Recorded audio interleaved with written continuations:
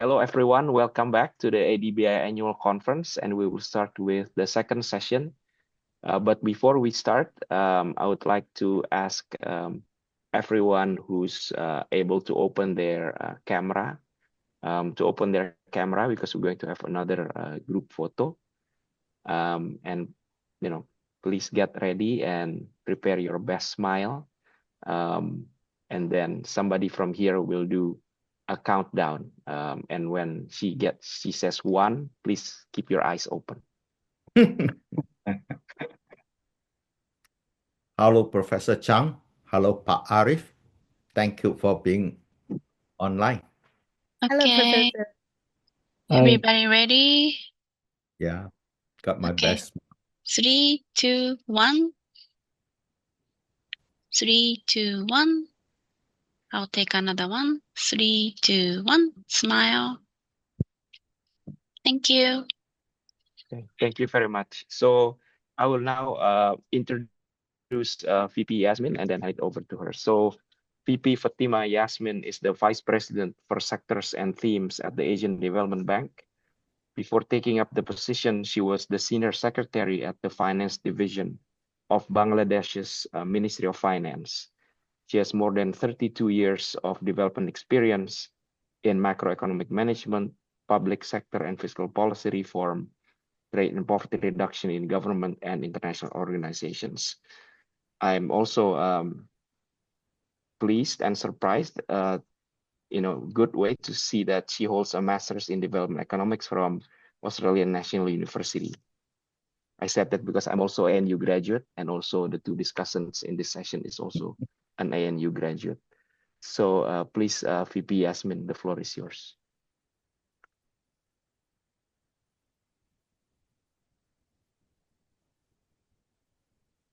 Can't hear you.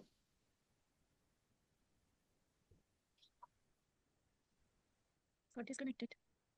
I think is frozen. Oh, yes, we have lost her, but she's back. She's back. Good.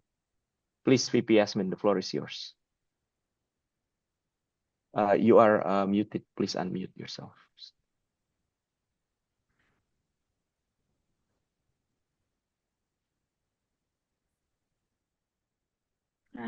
Can you hear me now? Yes, Daniel? we can, and we can see you very well.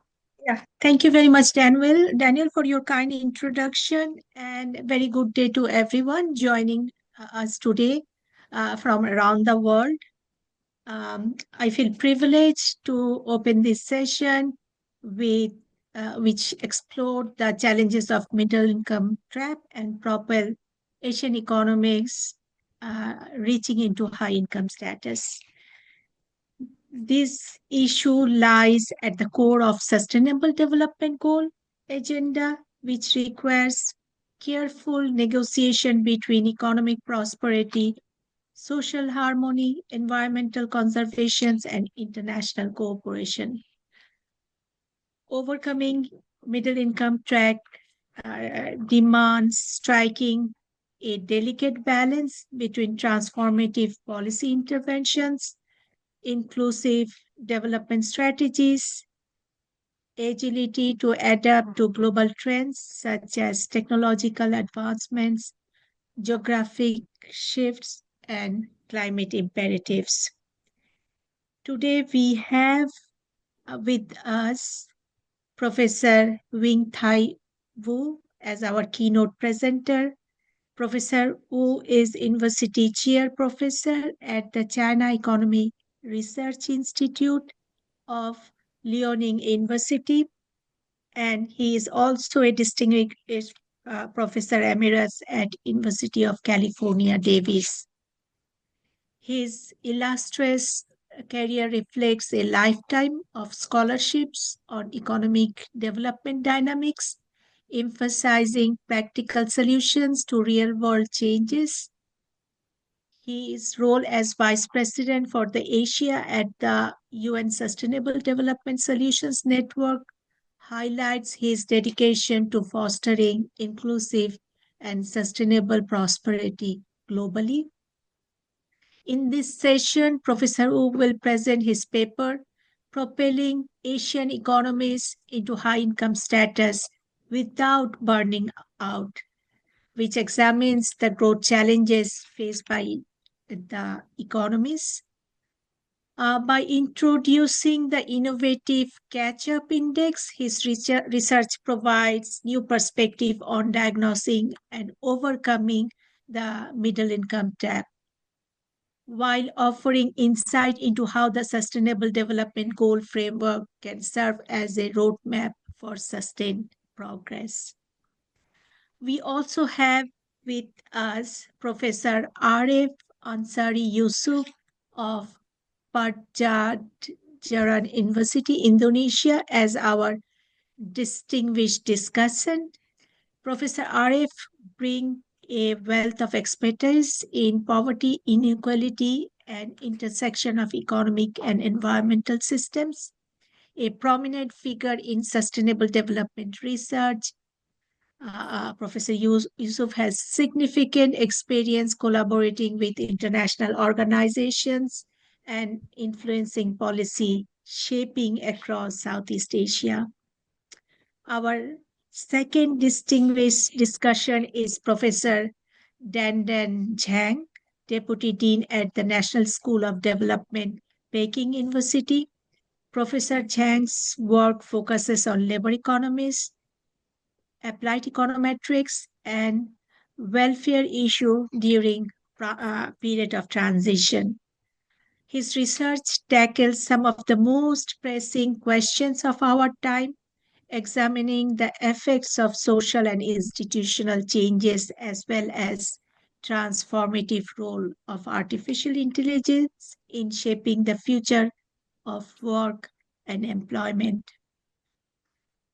There are some house rules of the session. The allocated time for the keynote is 25 to 30 minutes and 12 to 15 minutes each for the discussants. And we request the presenter, if you are use the PowerPoint, then use the full screen so for the convenience of the audience. We would like to have some questions from the audience. Dear audience, please note that there is a question answer box where you can type your question. With that, without further ado, may I request Professor Wu to make his presentation. Professor Wu. Oh, good morning, good afternoon, good evening to the world. And thank you, Vice President Fatima, for your very gracious introduction. And I am, of course, most grateful to ADBI for including me in this important conference so that I have the chance to get feedback for the work I'm doing. I'm going to talk about the middle income trap. Clearly, the important words will be what is middle and what is trap. And I hope that I'll be able to throw some light on it, such that at the end, none of you would say it is all about middle income crap. So, getting on to the topic, let me now share my screen. Okay. I have, is the screen shared already? Yes. Okay, thank you. Well, I have thrown in 3 extra words to the original title, which is the new global situation.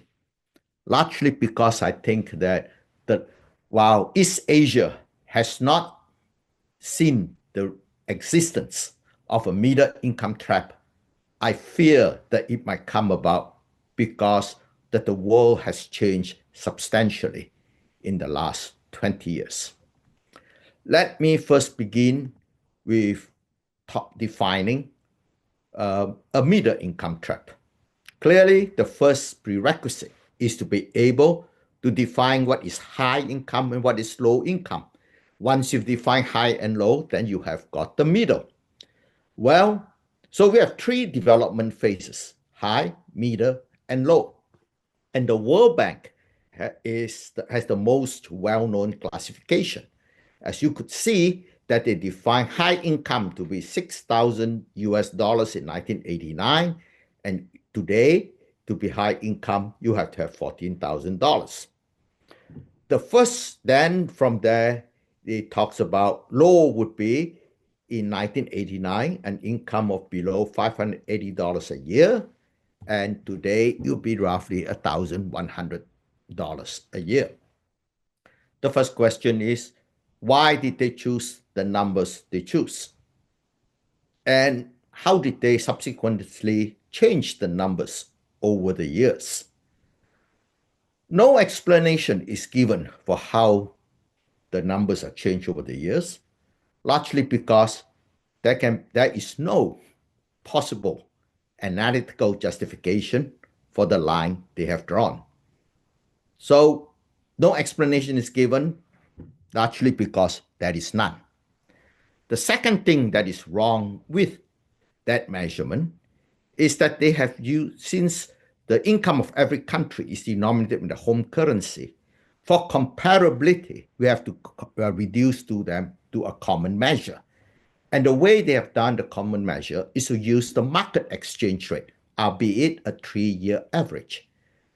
The trouble is, from the very first year I studied economics, I was told that if you got to compare apple with apple and orange with orange, and the minimum, and when you have a composite product, you got to use the same weights for each of the product.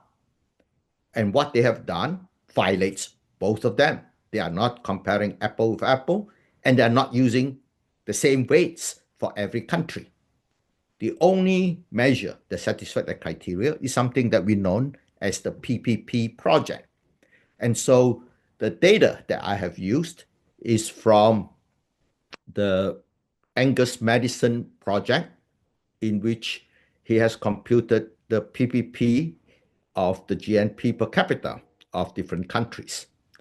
So since the World Bank criteria makes no sense and is conceptually wrong, I propose that we find an alternative. I think an alternative must have a meaning. And what is that meaning we are interested in?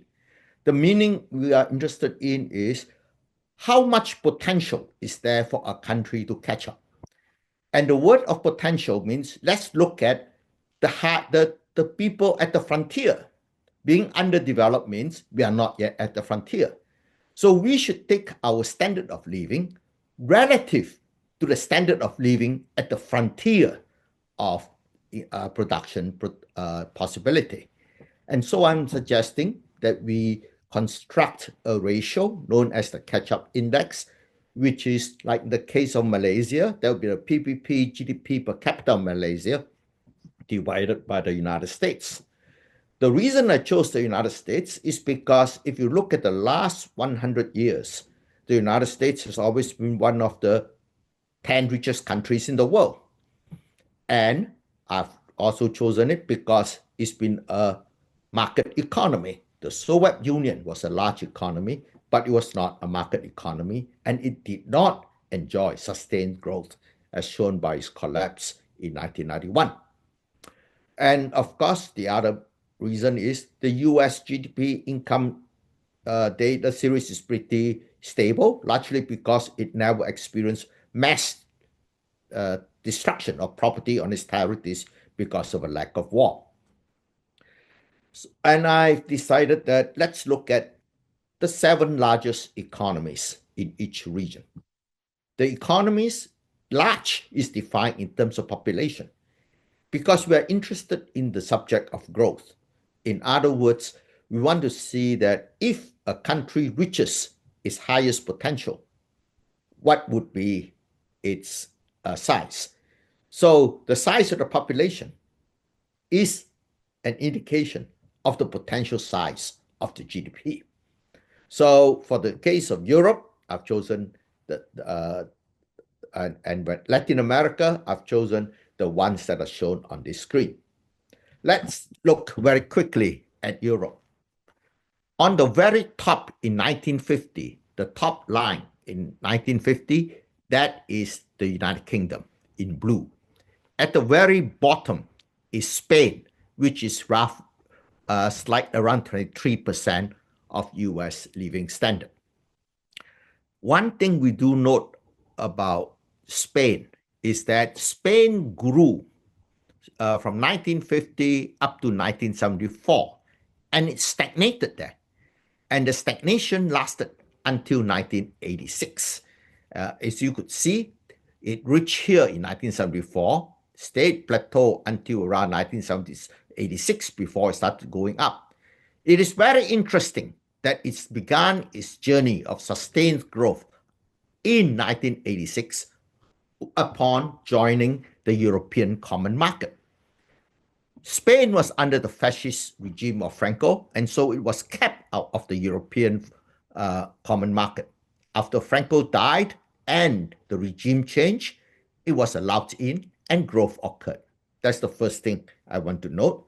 The second thing I want to note is that the dispersion between the richest and the poorest has declined over time. Look at the gap in 1950 versus the gap in 2022. That decline in the spread is the word convergence is what that describes it. The third point I want to make, which is much harder to see, which is that actually, if you compute the average of this group of countries, the average began somewhere around above 40 in 1950, but by 1970, the average is 70. And the average stay at 70 from around 1970 up to 2022. So one thing so these are the three things that I want to talk about. The next thing is, why isn't the Europeans at 100% of US living standard? The reason that it is not at 100% has nothing to do with the Europeans being less productive, because I use the measure of GDP per capita. And GDP per capita could be broken up into three components. One component is GDP per hour worked, and that is a function of your technology. The higher your technology, the higher is GDP per hour worked. But needless to say, if you compare Japan, Western Europe, and the United States, you will find the GNP over age is very similar in all these three groups of countries. Why? Because they all use roughly the same technology. The big changes occurs when you look at H over W, hours worked per workers. Well, it certainly vary greatly across countries. In France, you have 30 days off in August, and if you throw in another 15 days for the rest of the year, you get 45 days of holidays in France. In the United States, you throw in all the holidays together and you get less than 10. So the French have more than 4 times the number of the holidays than the Americans. So the French ratio of these to the Americans, of course, is less than 1.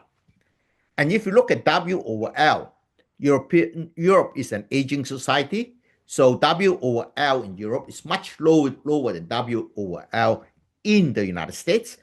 And if you take these two ratio of Europe over these two ratio in the United States, you'll find that it's roughly 75% of the United States level, which meant that the Europeans are not at 100%, largely because of the preference of leisure over work.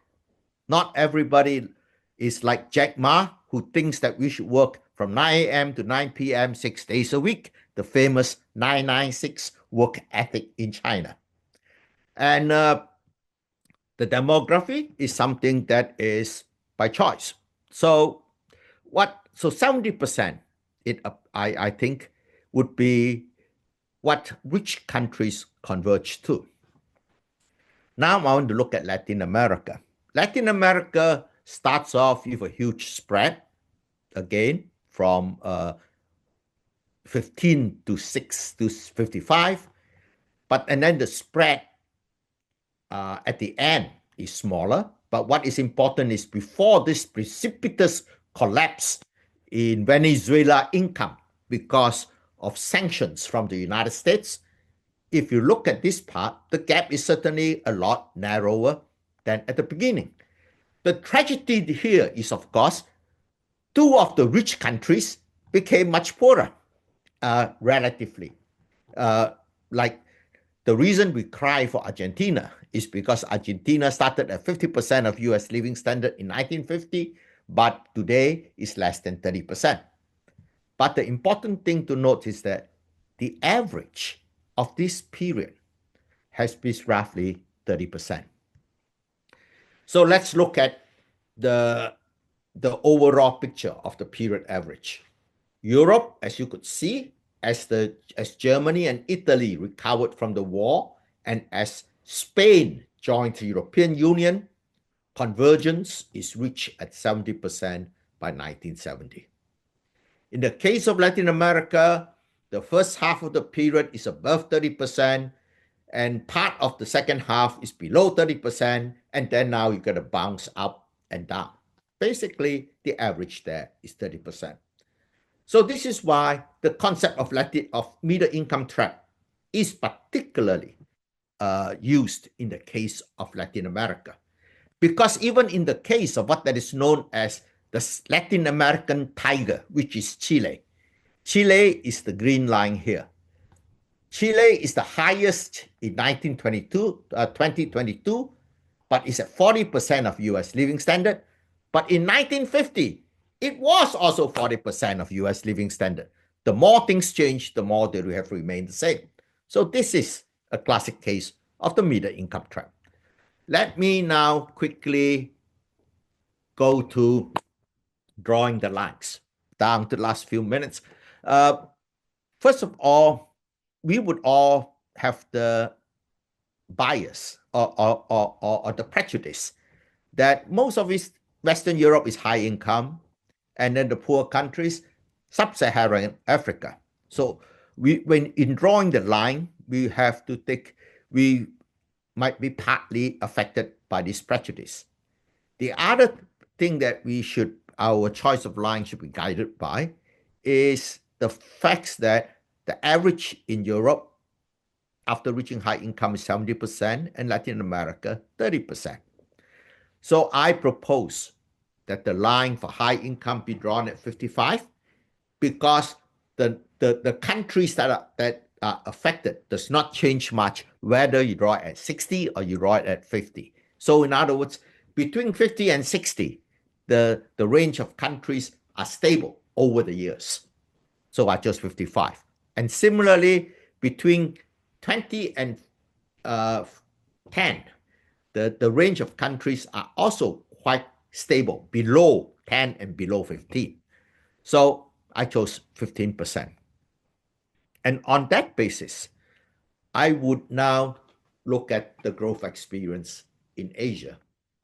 And I would divide Asia into two parts. One is the developing economies, developing in 2022, and the developed Asian economies in 2022.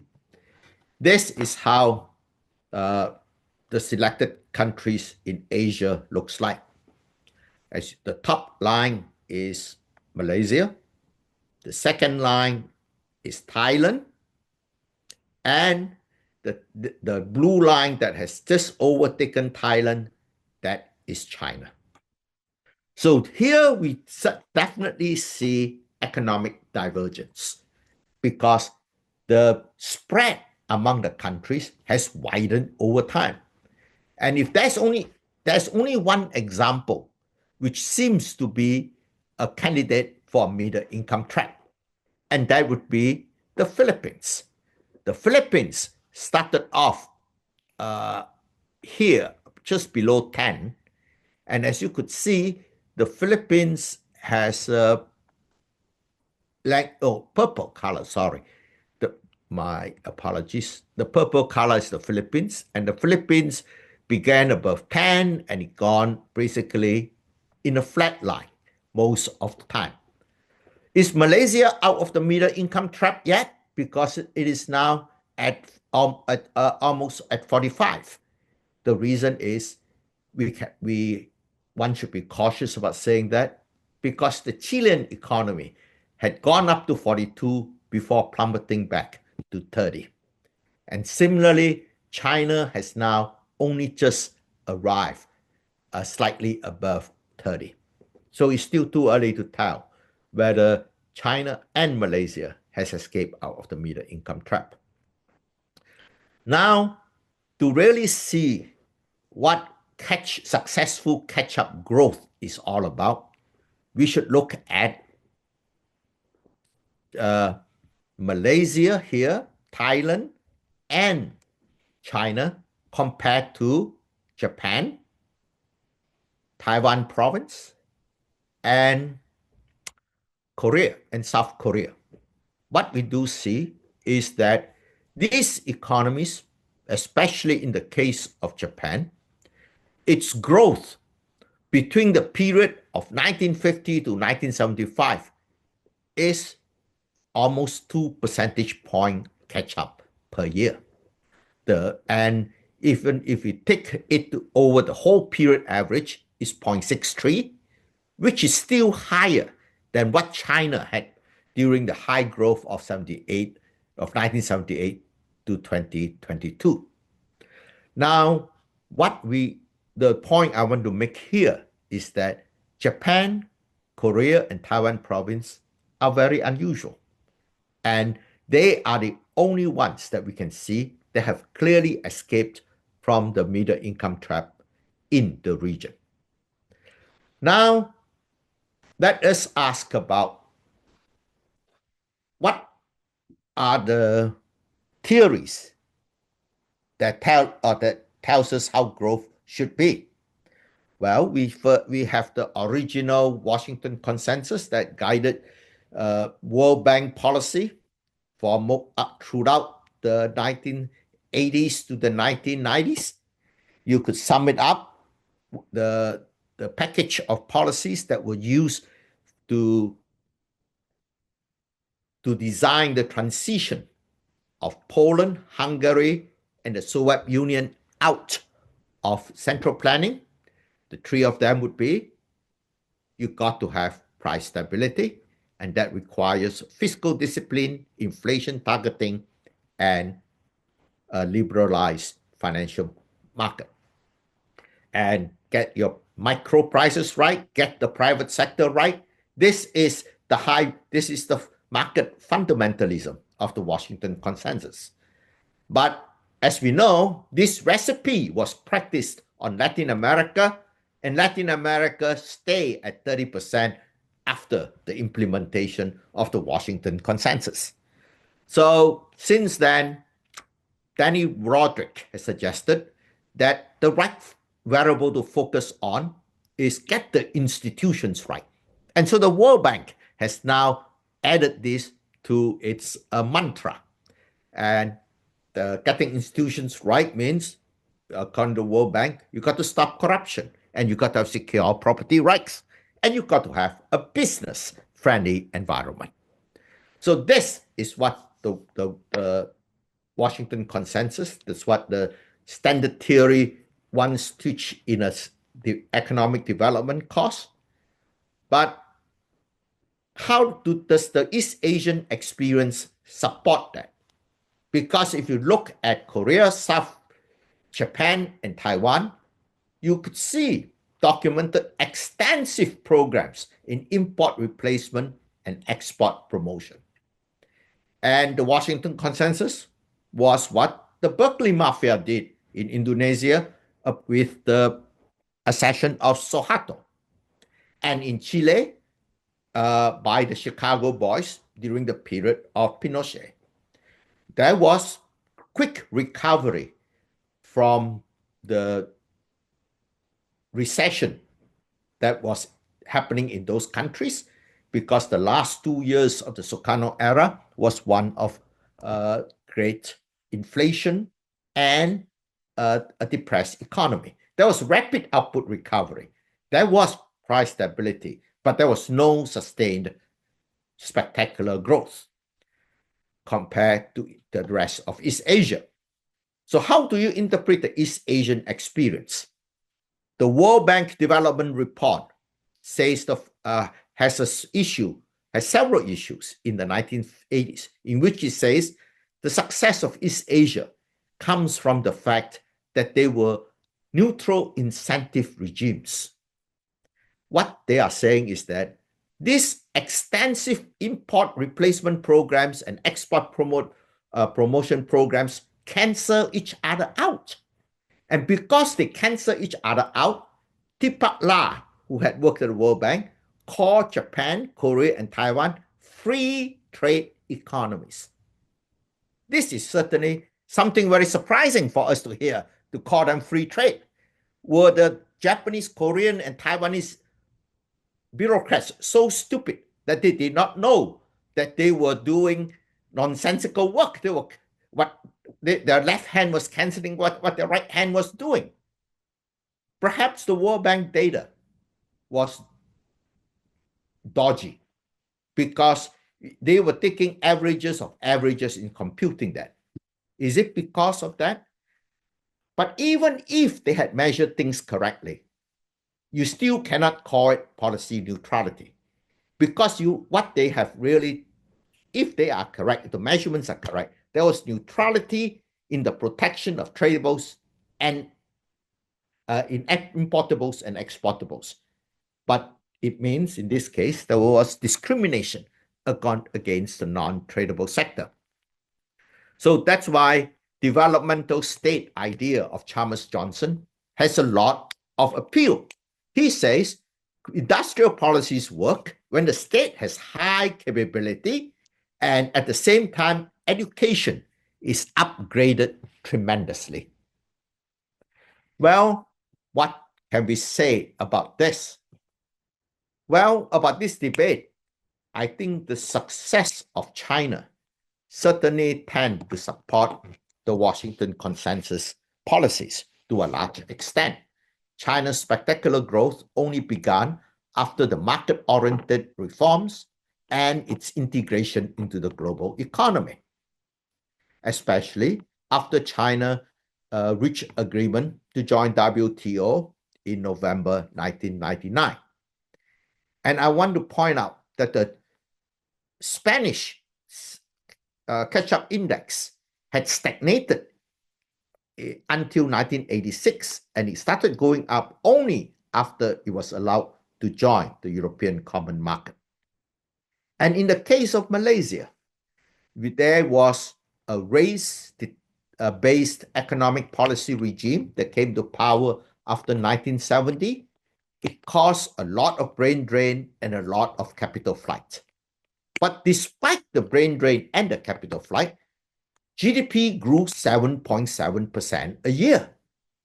And this was possible because the negative effects of the brain drain and the capital flight was offset by the large inflow of FDI into Malaysia.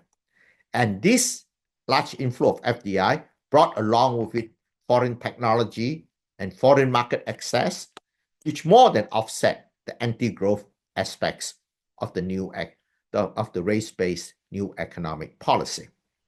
So external integration was the key to Malaysian economic growth of 7.7% in the 1970 to 1997. Thailand had sustained growth from 1985 to 1997. And this sustained growth began after the Plaza Accord caused the Japanese yen to skyrocket, and the Japanese firms started investing in Thailand in order to service their foreign export markets. And that began the growth of Thailand. There was no big policy reform in Thailand, but because of the Plaza Accord shock, the money came in. Of course, Thailand had the right conditions. It was a stable country, and it was a safe environment to put your money. The interesting point is the recovery from the Asian financial crisis. Korea bounced right back to its trajectory after the Asian financial crisis was over. whereas Malaysia and Thailand, let me go back to the slide. Malaysia and Thailand. Malaysia took 8 years before it reached the peak of 1997. In the case of Thailand, it took 10 years before it went to the peak of 1997. In the case of Indonesia, again, it took 10 years to go back to the peak. Why was the recovery of these three countries so slow compared with the fast rebounds you see in Korea? The reason was because right after the Asian financial crisis, there was a big slowdown in FDI into Malaysia and Thailand.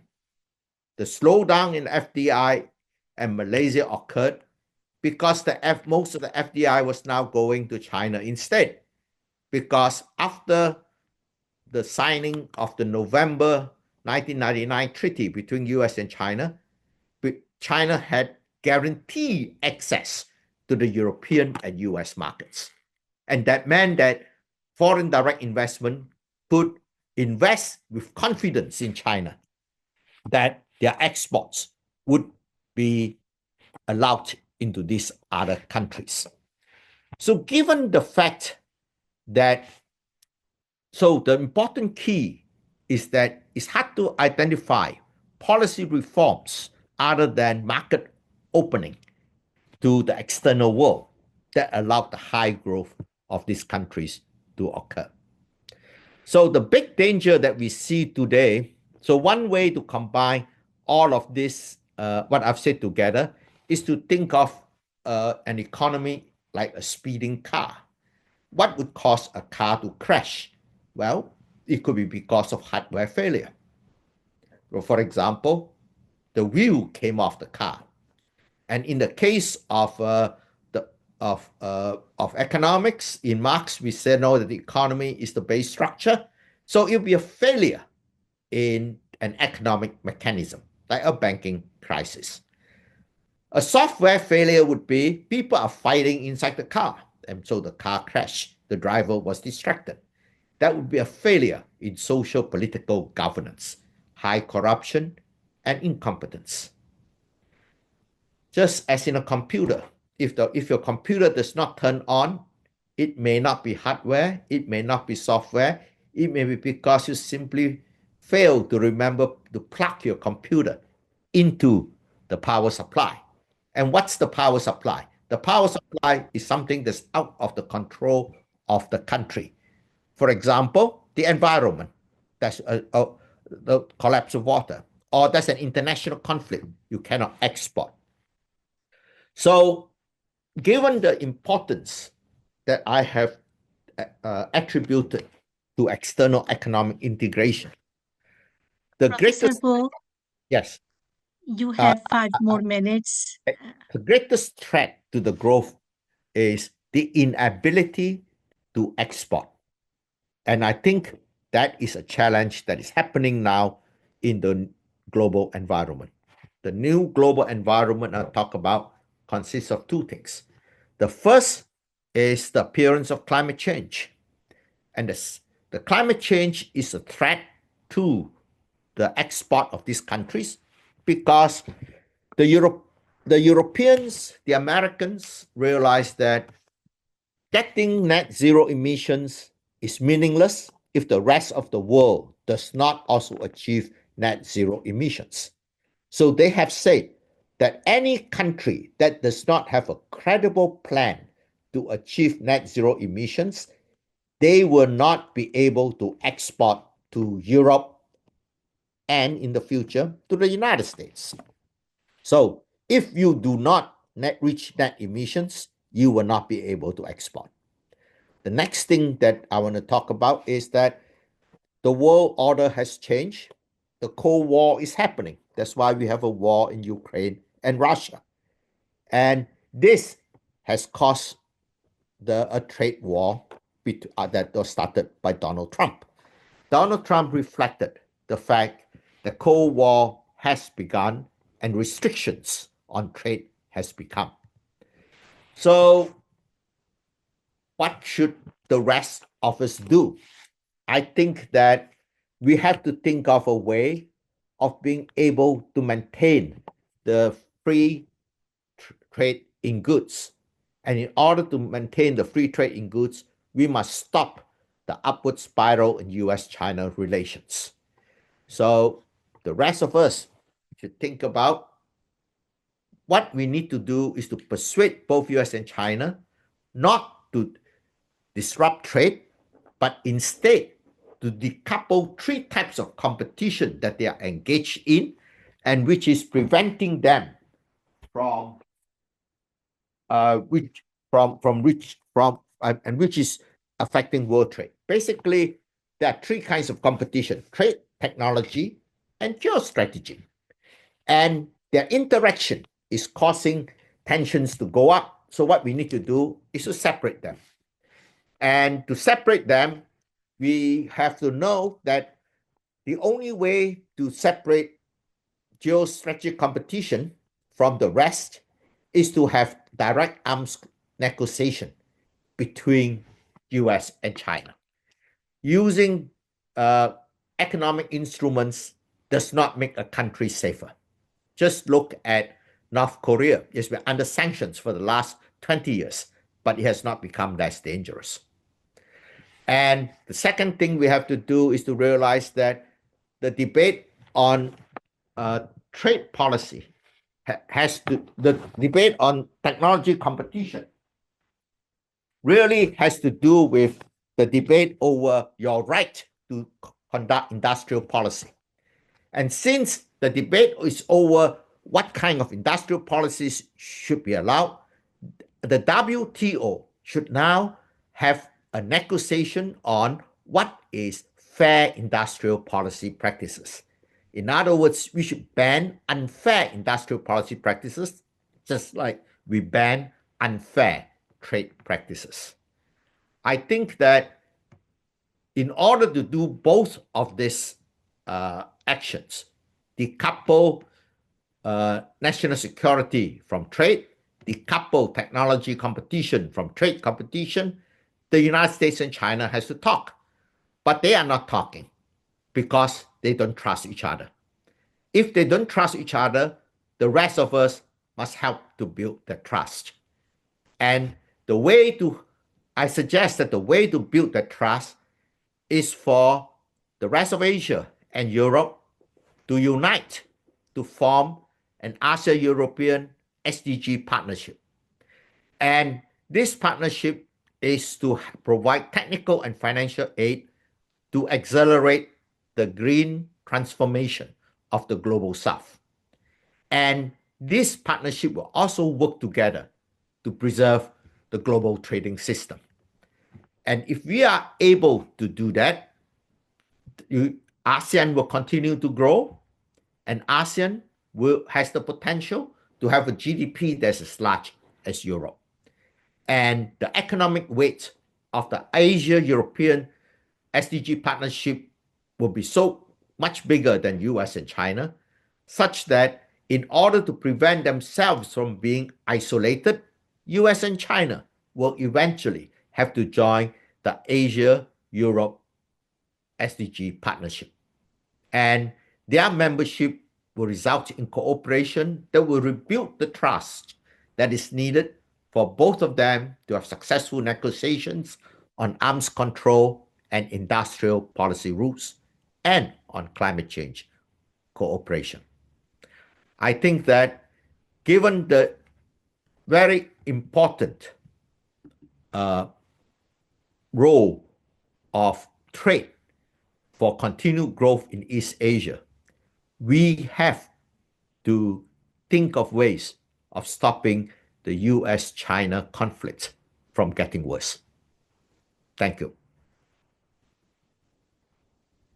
Thank you indeed, Professor Wu, for your spectacular, thought-provoking presentation. May I now request Professor Yusuf to share his thoughts as a distinguished discussant of the presentation of Professor Yu. Thank you, Fatima, and also thank you, Professor Wu, for the very insightful presentation. It is an honor and a privilege for me to read and hear your presentation, and maybe I have a bit of comment and some response to the presentation. Let me share the screen. So, a brief summary of the presentation, if I may. So, basically, there are 6 components of the presentation. First, an analysis of middle income trap, where there is a critique of the World Bank income classifications and proposing an index called catching up index, which one of them highlight the stagnations of Latin America in 1950, and also the convergence of Western Europe by 1970. And also, there is an extension of the analysis by region, where there are 3 actually highlight findings, which is the exemplary convergence to high income status by Northeast Asia, the moderate progress but lack of dynamism in Southeast Asia, and stagnation in Latin America. Also, growth challenge was mentioned. Basically, is institutional failures, for example, over centralizations, corruption, and ineffective policy in Malaysia and China, as well as social and political tension contribute to economic stagnation. Global geopolitical risk was also discussed in the presentation, especially the rising China tensions that Professor Wu termed as Cold War 2.0, that threaten climate change, also, as well as global stability. Professor Wu mentioned as well the SDGs that could advocate that can be the vehicles of these partnerships, and lastly propose what is called Asia-Europe SDG partnership to bridge the gap to reduce the tensions between China and US, and also the risk to the global development. So that's so the general comment, I think, is the presentation provide a fresh perspective on the debate or discussion on middle income trap from several accounts. First, by reassessing how countries are classified into income group. Even though notably the World Bank's classification was originally designed for ADA operational purposes and was never intended to define middle income trap, therefore revisiting this kind of framework is always valid and timely. And then introducing CUI as an alternative demarcations, and unlike absolute threshold, CUI is a relative concept that used the US as a benchmark. I think this approach aligns with the convergence framework in the growth literatures, so offering a fresh perspective, I think, on economic categorization. I will not mention again the highlight from the trend, but I think it may be interesting to explore comparative insight. I mean, what I mean is how do findings based on this new demarcation, which I call relative demarcation on a moving benchmark. I mean, US also still developing, right? So it's a moving benchmark. Align or diverge from standard analysis using traditional income classification. So both comparison may be interesting to look at. Let me also respond a bit more, deeper in the meaning of the middle income trap. So the income, and the trap. I think the concept of the middle income trap invites scrutiny on all the 3 components of the middle, the income, and the trap. I think because each raises important question. First, in terms of the middle one, how do we define the threshold or demarcation to classify a country as part of the middle group? That's the first one. And the income part, is it valid to rely on a narrowly defined measure of income as an indicator of progress? The last one is the trap. For how long should the stagnation period be considered a trap, for example? Professor Wu's presentation, I think, focused mainly on the first and the third aspects, so leaving the second regarding the adequacy of income as a measure of progress, I think, outside its scope. So this is where I would like to add to fill a little bit of this gap by first criticize the benchmarking of US, because I think if it is about income, maybe it's correct. It's a valid benchmark, but I think if it's beyond income, using US as benchmark is a bit problematic. For example, health outcome. Life expectancy in US is nearly 5 years shorter in comparable countries. Infant mortality in US, which is 5.4 death per 1,000 in 2020, is above the OECD average. In terms of education, PISA score in US is ranked 31st out of 37 countries of the OECD. In terms of happiness, for example, it ranked 19, trailing below Finland, Denmark, and Switzerland. Income inequality is high. In terms of environmental sustainability, for example, in US, emission were 15.5 metric ton per capita, double the OECD average. In terms of renewable energy, only 12% of US energy consumption came from renewable, which is 17 for the US average. Inequality in US is so high. The top 10% of the US household hosts almost 80% of total wealth compared to OECD, which is only 52. The poverty, relative poverty as well is high in the US, which is almost 18% compared to OECD average of 11%. So what I'm saying is, using US in benchmark, I think is a bit problematic if we want to go beyond income only. And we know the limitation of income is a matrix of progress, right? So let me then try to look at it from different way. What about if we use HDI instead of SCUI and still benchmarking to the US? So this is what we can see. So first, if you compare the CUI and HDI relative to US, you can see that the 7 big European countries give us a different story, because in 2000 they already surpassed US, many of them, and now it's above US, this per country in terms of the HDI. And then if we look at Latin America, except Venezuela, I think they are still experiencing convergence to the US. In contrast to if we use income, you see a bit of divergence over more or less the same years. And then if you look at developing Asian economy, and then the story is a little bit similar. So both using CUI and both using HDI, you are seeing convergence.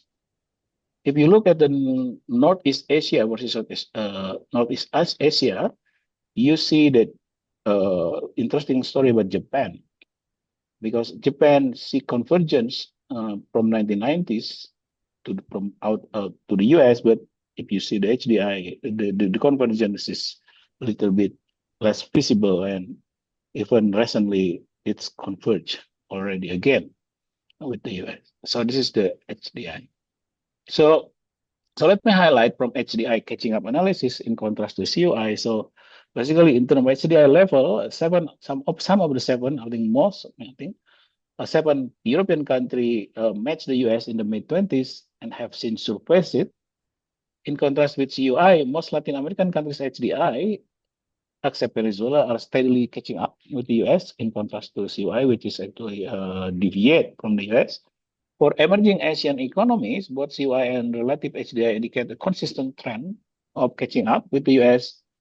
Interestingly, Japan, while diverging from US income levels since the 1990s, has maintained steady HDI growth and recently surpassed the US in this measure. Very recently, what I mean.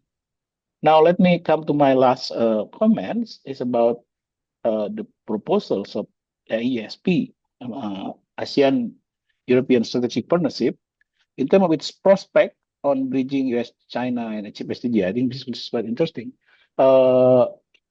Yet, maybe I would like to say that along with the World War 2.0, there are many other things that developing in this in the global economy. For example, the SDG won't be met, climate objectives far from target, democracy is in retreat, and the rise of nationalist populism. We have a new geopolitical and geoeconomic era. I think this is part of the World War 2.0. We have weakened multilateralism, a more pronounced global south approach. We have further rise of global south and weakening boundary of official development assistance. And as you can see here, for example, from our recent publication, many poverty-related SDG won't be met, and I believe that many of other aspects of SDG as well will not be met and far from the target. Yet, if we see here, the concentration of poverty in 2030, I mean, multidimensional with its multidimensionality, right? So it will not be in Asia, with the exception of India. So what I mean is a good prospect for Asia-Europe partnership if we look at that most of the poverty in 2030 will be located still in sub-Saharan Africa, except some dimension in India. But if we are talking about East Asia and the Pacific country, most of SDG will be almost achieved. And so it's a good prospect for Asia-Europe partnership. It means that Asia won't be too struggling for their development. Yet, however, this is the picture I got from the World Bank Development Report recently, which suggests that in Asian countries, in many countries, especially including in Asian countries, the growth will experience slowdown pretty soon. So it means that the development agenda of this country that's supposed to be partnership with Europe is not over. They still have problems. So to what extent then Europe can help Asia escaping middle income trap in competition with China, I think will affect the strength of the alliance. So and now the development paradigm changed too. The norm, the grand narratives about what and how and who of development change, and it's more, flexible to be interpreted. And for example, Washington consensus is no longer the monopoly of development paradigm. So the division and market, you have a graduations. You have a graduations of norm, not 1-0 paradigm. So you can pick between them loosely. For example, the developing country may want to be focused on development state rather than democratic. That's one option, or somewhere in between. So they may want a global focus on global or international challenge rather than domestic, or they want more redistribution than market. The thing is, this development paradigm has many competition now. At the moment, if you can see the right side of the picture here, OECD and G20. OECD is no longer the main development partner for developing countries, including Asian country that we are hoping to see partnership with Europe.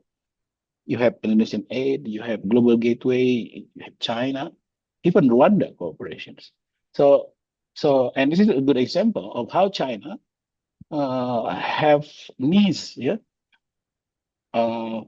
things to offer to developing countries. This is the China invested in high-speed rail projects in many countries that can be attractive for ASEAN countries. So what I'm saying is the challenge of IASP, I think, depends on, this is in Indonesia, by the way, and the picture here. So the challenge of IASP, I think, depends on how attractive IASP to ASEAN developing economies, the ASEAN developing economies, in helping them pursue their development objective. And I think it applies both to industrial countries of Europe and also apply to more mature developed country of North Asia in competition with China. So Professor Arief, yeah. you have 1 minute left. Okay, I think I end here. Thank you. Okay, yeah, what a timing. Thank you very much, Professor Arief. May I now request distinguished discussants, Professor Dandan Zhang. Professor Zhang. Oh, yes. Yes, thank you. Good morning and good evening, everyone. So it's my great honor to attend this event and comment on Professor Wu's research work. Let me share my screen. Yeah, can you see? Yeah. Okay. Yeah. So compared to Arief's very comprehensive discussion, I think because I have a very short time to prepare for this discussion work, so I think my comments will be very simple and short. And actually, during my PhD study, I have attended a lot of Professor Wu's lecture, and I think it's very inspiring and enlightening. So I also would like to say, Arief is actually the other discussant of this session is actually my very first office mate during my PhD journey at NU. So it's truly wonderful to see both of you online. So now let me move to discuss the main contribution of Professor Wu's work and share my thoughts. Okay, so a brief summary. So critics, World Bank's income group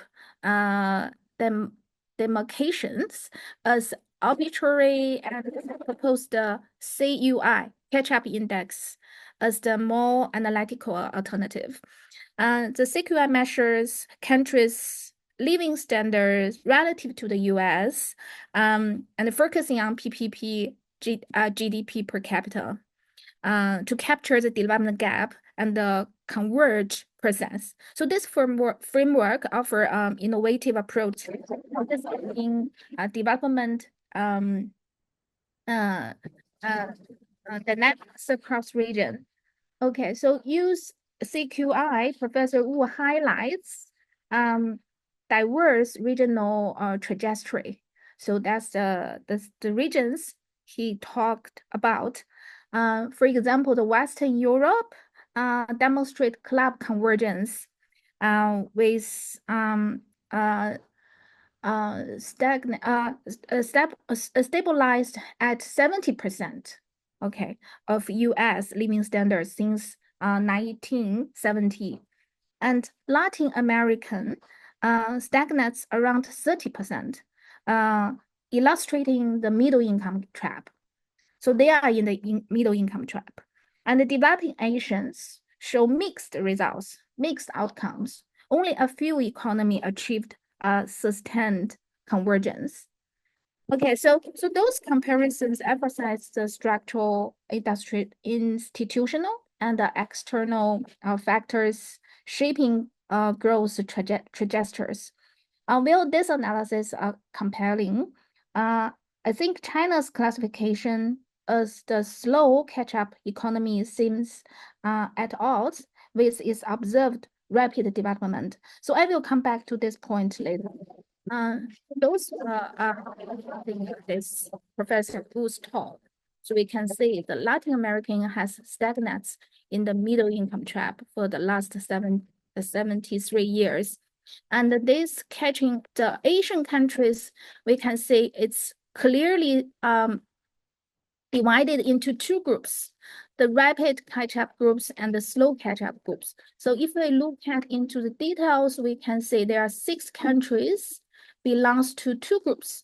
The rapid catch-up groups are Japan, Korea, South Korea, and Taiwan. And the low catch-up groups is China, Malaysia, and Thailand. Okay, so I think Professor Wu's work is truly commendable for several reasons.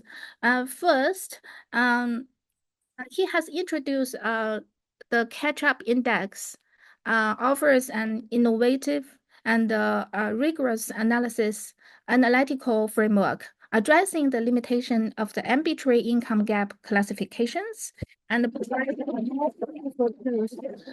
to access economic convergence. And his use of historical data delivers valuable regional insights, capturing the diversity of growth trajectories across different economies and shedding light on the announced challenges facing by various regions. So he gave us a lot of detailed discussion on this. Third, his holistic perspectives stand out. as it links economic performance with social harmonies and environmental sustainability, aligning the analysis with the broader goals of the Sustainable Development Goals. Finally, his practical proposals are particularly timing, offering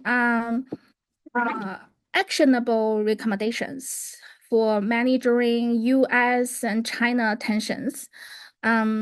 So fostering global collaborations and addressing pricing challenges of our time. So together, those contributions not only deepen our understanding of the middle income trap, but also provide a roadmap for policymakers to navigate the increasing complex global economic landscapes. Okay, so back to my point, I think as a Chinese economist, I think China is clarified as a low catching up economy among Asian countries based on the cross-country analysis using the catch-up index. However, I think this conclusion appears to differ significantly from the rapid economic growth we have observed in China. So first, as we know, China is economic powerhouse. Here I show some numbers. According to World Bank and IMF, measured by PPP, China's total economic output surpassed that of US as early of 2016, with the gap widening every year since. So in 2023, China's GDP reached 32.93 trillion US dollars. So that's 120% of US GDP, which is 27.36 trillion. So over the past decade, China's GDP has doubled, with actual growth rate of 5.2%. And this is actually twice that of the US. Okay, so furthermore, I think the data from the United Nations and other institutions indicates that by early 2024, China's share of global GDP approached 20%. So that's a global share, 20%, second only to US. Okay, so given China with a population exceeding 1 billion and the rank among the top 2 economic globally, so it's a super economy. Whether it's appropriate to compare it directly with other developing countries, I think it deserves further reflections. And the second, super economy, China not only drives its own rapid development, but also profoundly reshapes the global economic landscapes and significantly contributes to the growth of other nations. For example, China has been the world's largest manufacturing nation for 14 consecutive years since 2010. In last year, 2023, its manufacturing added value accounts for about 30% of global total, far surpassed the US. So in manufacturing exports, China ranked first globally in 2021 with 3.33 trillion US dollars, representing nearly 20% of global manufacturing exports. This well ahead of Germany and the US. So such robust manufacturing capabilities and export volumes make China the central position in the global economy. And the next is the effects on the global trade. So China has played an important role in reshaping global supply chains. So for instance, in 2020, exports of the new 3 products, which is EV, solar cells, and lithium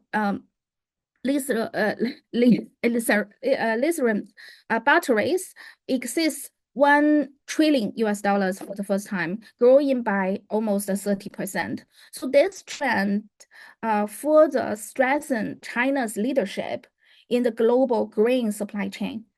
So those achievements not only support China's own economic transition, but provide fresh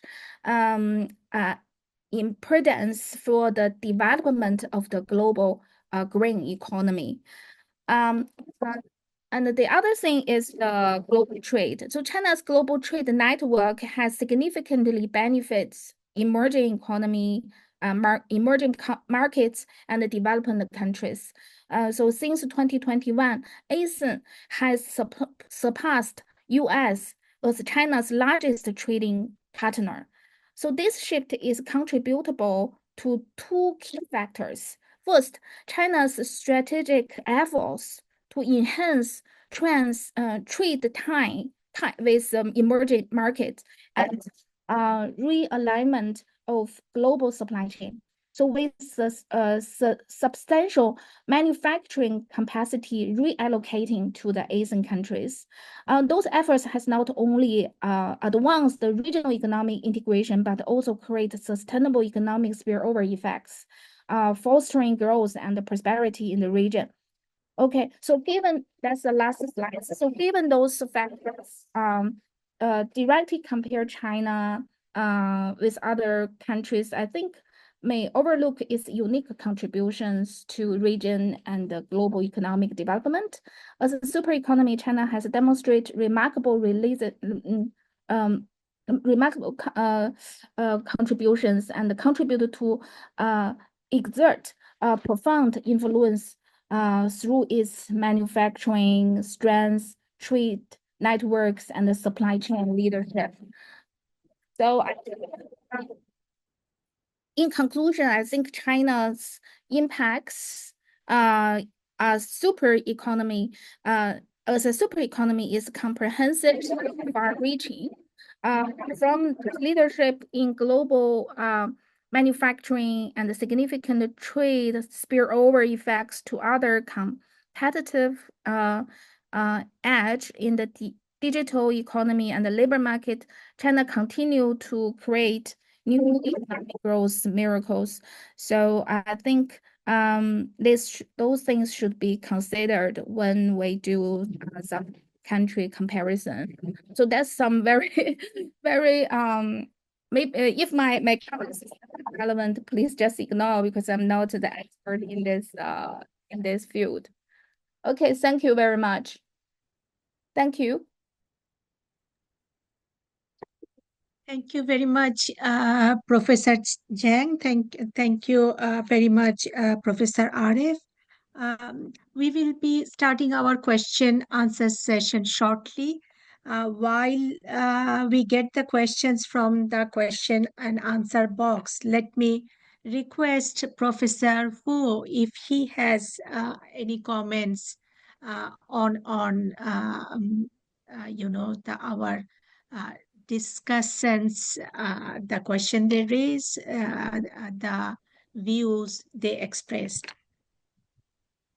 I must thank both discussants for very perceptive comments. To Professor Arief, I certainly agree that any definition of threat would be a pretty narrowly defined one, largely because when one takes a multidimensional view, then the answer will certainly be very different. In fact, as a measurement of welfare, the HDI is of course a better measure. In fact, there is a direct measure, which is the World Happiness Report, which is a direct measure from survey data. On this front, I want to mention a third publication for Pak Arief. This is the annual SDG report. The SDG report is a wider measure than the HDI. What is the income measure most important implication? It has less to do with social welfare than the capability of a country to fight a war, because the total GDP is a measurement of its productive capacity, not necessarily of how well the wealth is distributed. That productive capacity could be used either for peaceful purposes or for aggressive purposes. The reason why the United States is so concerned about China's rise, even though China is at only 1/3 of its GDP per capita, the reason is because China's capacity to fight a war now is as big as the United States. It's just like, what is the best defense of a country's ability to project force? It is not the number of aircraft carrier per person, but the total number of aircraft carriers. Or if you look at number of fighter jets per person, Singapore and Israel will be very high. But if you look at the total number of fighter jets by countries, the United States, China, and the Soviet Union will be a lot higher. So I agree with Professor Arief that as a measurement of welfare, the income measure is not a good one. But it is a much better one as a measurement of the ability to inflict damage. I think the message I want to leave us with at the end of this hour is that our common prosperity, regardless of whether you're China, a friend of China, or not a friend of China, our prosperity will continue to depend on the fundamental insight of Adam Smith, which is that trade makes us richer because trade enables a division of labor. And what we see now, the condition that the European Union has put on, that if ASEAN does not achieve net zero emissions, its exports would be severely curtailed. Even though the US and China do not agree much now, they will both agree on imposing import taxes on countries that are not achieving net zero emissions. So we have to think of a plan that would both solve the emissions problem and also cool down the Cold War further. And this is why I think that the rest of us must stay together to preserve the world trading system. And to Tan's point about the rise of China, I have no doubt that China could succeed, but its ability to succeed would depend very much on whether it could be marginalized and isolated by the United States. If China is able to keep itself open with the rest of Asia, the outcome would be the US isolating itself, and the US would thereby determining its own downfall. So it is well to China's benefit, the Belt Road Initiative in particular, to help the development of its neighboring countries, because that would prevent China from not only being isolated, but from being surrounded by unfriendly countries as well. And here is where the South China Sea issue comes up. I think the South China Sea and the Belt Road Initiative are operating in different directions, unfortunately. I agree with the insights of my two discussants, especially Professor Arief, when he talks about using the HDI. But as I have said, one of our big concerns today is about war. And hence, because of this concern with war, we have to look at the capacity to fight. And this is something that's why the measurement of income is still relevant. But I agree that HDI is a much, much better indicator of welfare. Many times people say, I'm poor, but I'm happy. But think of it. How much happier you will be if you can afford to send your children to the best schools, if you can also afford to have the best medical care for your parents. So getting your productive capacity up is still very important. You'll be a lot happier when you can supply world-class education and world-class medical care for your population. Thank you.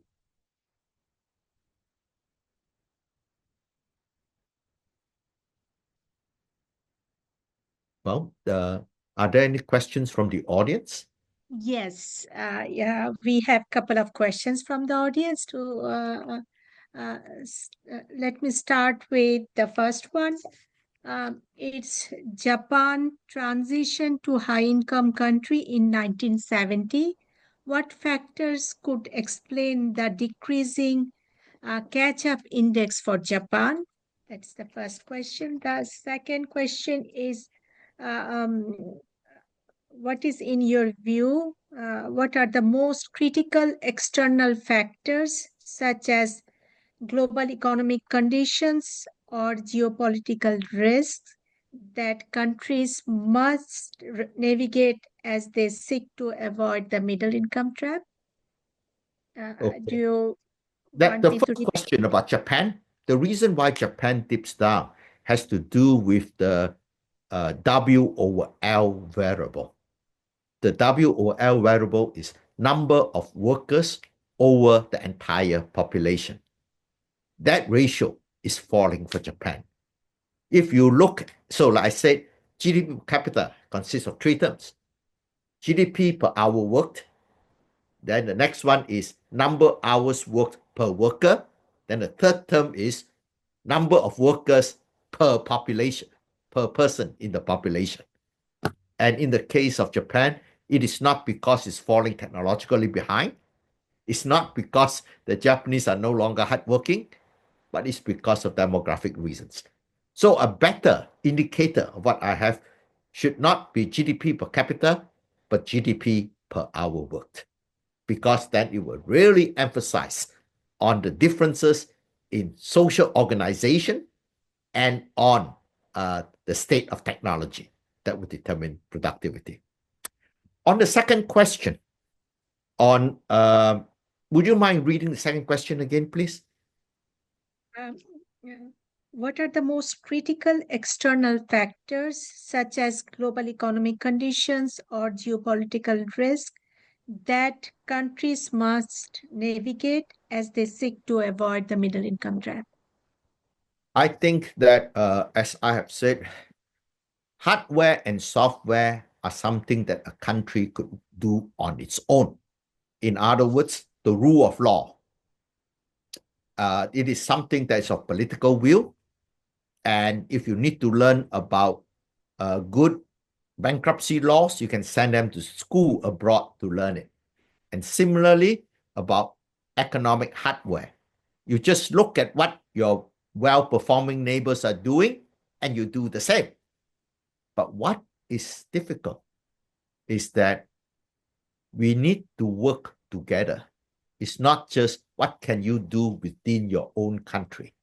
What you can do within your own country means that you get ready to do very well when the external environment is good. That is what it really means. You get yourself ready to run the race when the race is started, is allowed to proceed. But what is happening now is the global environment is something that is turning negative. Trade is under great threat. And so we have to work together to keep the global environment peaceful. We have to tell these two countries, be sensible, guys. Let's try to get together. And I think that is something which collectively will be able to persuade at least the United States. I think China needs no persuading. China has always said it wants to keep itself open to the rest of the world. And if you look at what I was saying at the G20 recently, China knows that It is not the person that's trying to isolate anybody. It is the person that the United States is trying to isolate. And so China is reaching out. And now we need the US to do the same. And together, we can persuade the US to do the same. My next question is also with reference to what you said about Malaysia. Malaysia has long been cited as a country on the verge of escaping the middle income trap. What are the specific challenges or systematic weaknesses that might be holding it back? And what are the lessons for other countries from the experience of Malaysia? If you look at the United States, most of its graduate students in the sciences, they are from abroad. If you look at Singapore and its runaway growth, it has a very high percentage of talents from abroad. Malaysia has a lot of talented people, such that 20% of people who graduate from universities are no longer in the country within 5 years. And this 20% that leaves the country after 5 years clearly cannot be the dumbest of the university graduates. What Malaysia lacks is a critical mass in analytical power, because a smart person is smarter when he's surrounded by other smart people. The brain drain has drained the country from being unable to engage in dynamic indigenous innovation. One way to look at it is Malaysia is doing surprisingly bad in terms of patents. If you look at how high its universities rank, there are no Latin American universities in the top 100 university rankings. Look at the Jiao Tong ranking, look at the QS ranking, all the rankings. There's no Latin American universities in them at all. Whereas you look at Asia, you see many of them are in those top rankings, having the technological capability. Malaysia has high-ranking universities, but yet its patent performance and so forth are not at the same level. Why? It's because it is not having the critical mass. And the last point I want to make, Malaysia has a lot of foreign workers, but what we have are foreign workers at the lowest end of the skill level. The people who does the cooking in hawker restaurants and as security guards in housing complex. For a country, this is the opposite composition of labor inflow if you want to move up the value added chain. Singapore unabashedly recruits foreign talents by freely offering permanent residency and so forth. Just look at the composition of the Singapore University faculty, and you'll be amazed by the high proportion of foreigners there. So Malaysia, you do not see that. Thank you, Professor. Sorry, VP Yasmin, you are muted. Thank you, Professor Wu. We have come to the end of the question answer session. And thank you very much for the excellent questions and their reply. Let me conclude by expressing my deepest gratitude to Professor Wu for his illuminating presentation, and to Professor Yusuf and Professor Zhang for their invaluable contribution. Today's discussion has underscored the complexity of middle income trap and the imperative for the countries to think boldly and decisively.